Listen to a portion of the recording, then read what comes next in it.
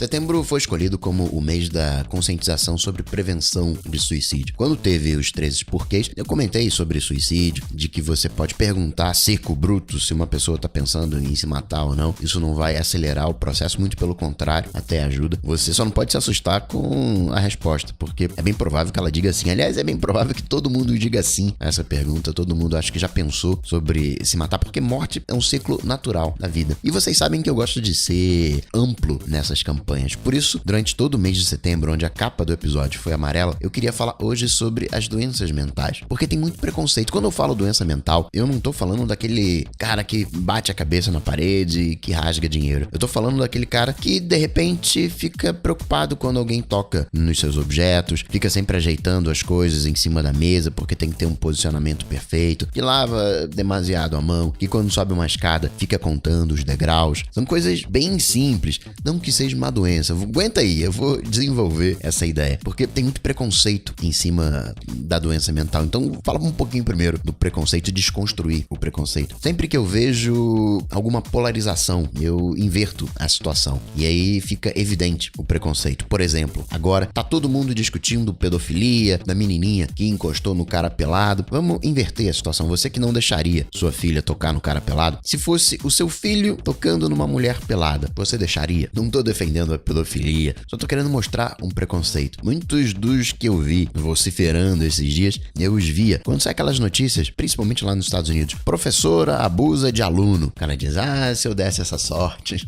É a mesma coisa. É uma escola que tem que ser sem partido, mas pode ter religião. É uma cura gay. Muita gente acha que o homem bi é um gay enrustido. Isso é puro preconceito. Preconceito dos dois lados. Sobre a cura gay, o hétero deveria poder chegar lá no consultório e falar, eu quero ser homo. O homo poderia chegar lá e falar, eu quero ser hétero. Deveria poder ter essa liberdade, ainda que você não tenha cura propriamente tal, registrada cientificamente, deveria poder. É liberdade, eu sempre vou pelo lado da liberdade, mais além de direita e esquerda, liberdade restrita. Mas em relação à cura gay, eu até concordo em função do preconceito que existe. A gente precisa remover esse preconceito, senão vai ter gente achando que ser gay é doença, mas eu consigo imaginar diversas situações onde poderia ter uma reorientação sexual. Presídio feminino, onde você tem, pelo isolamento comparado com o presídio masculino, uma taxa muito maior de relacionamento homoafetivos. E de repente, quando essa mulher sai do presídio, ela não tá lidando bem com aquilo. Não que ela, talvez ela seja bi, talvez ela seja gay, sei lá o que ela, mas talvez naquele momento ela fique confusa. E nesse momento ela precisa de ajuda. Mas eu entendo que tudo hoje, na verdade, é uma bandeira política. Cura gay acaba sendo uma bandeira política.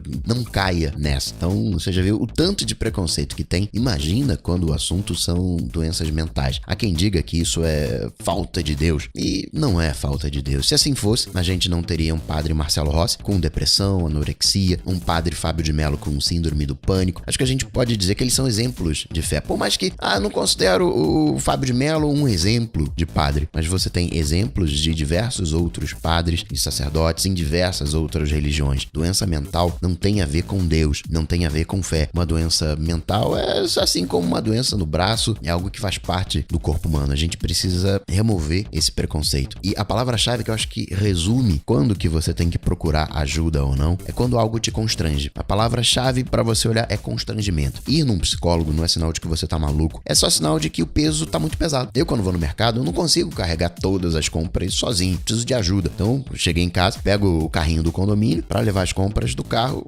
até o apartamento. Simples assim. E um bom sinal, quando algo tá errado, porque é difícil da gente perceber quando tem algo errado, porque a gente acha que é a gente, é natural. Então, sempre que você se sentir constrangido, liga um alerta. Vai ter coisas que vão te causar um constrangimento, mas são coisas momentâneas. Hoje, mais cedo, eu tive que atravessar uma poça d'água, eu fiquei constrangido, né? Xinguei pra caramba, mas foi algo de momento. Não era pra estar assim, tava assim, ok, vambora. Se tiver sempre assim, se todo dia eu tô ali chateado, constrangido com aquela poça, alguma coisa precisa ser feita. Ver onde é que tá o vazamento, enfim, corrigir aquele problema. Aí tá a chave, você se sentir constantemente constrangido, seja no trabalho, na escola, em casa. Se você se sente constrangido em falar em público e precisa se comunicar, vai lá, pede ajuda. Agora, se você só fala em público, sei lá, uma vez a cada 5 anos, se pode ser caracterizado como um constrangimento momentâneo, aí vai, né? Segura. Eu, pessoalmente, acho que você deveria ir no médico até em resfriado. E se resfriou, né? Gripe não pode ser considerado algo normal. A gente precisa de alguém que nos diga, olha, acho que você não tá cuidando muito bem da higiene não, hein? Tá meio...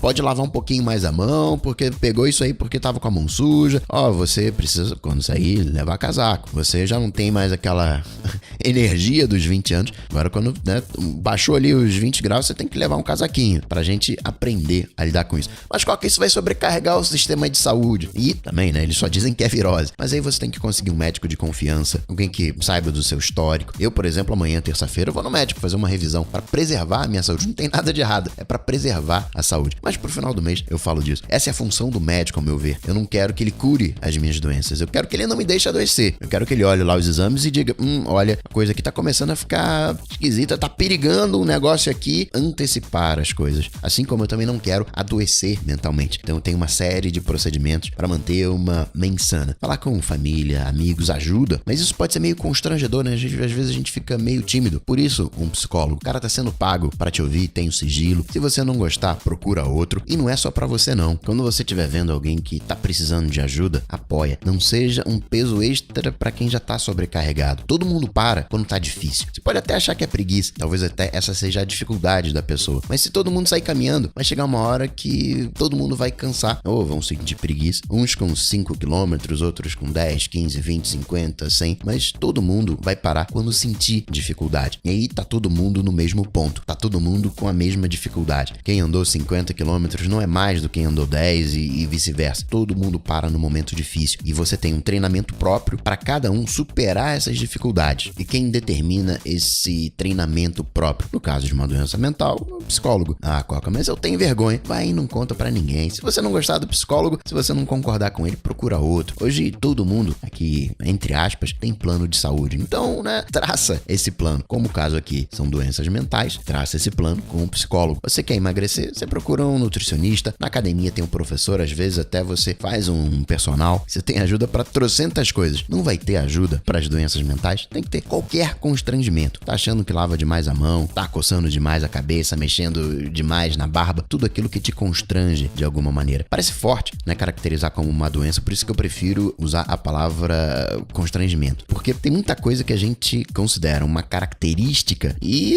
né, como sendo você, e você não é assim. Você é outra coisa que se expressa que por algum motivo acaba tendo esse tipo de comportamento. Não tem por que você sofrer, não tem por que os seus sofrerem, procura ajuda. Constrangeu, procura ajuda. Coca-Tech.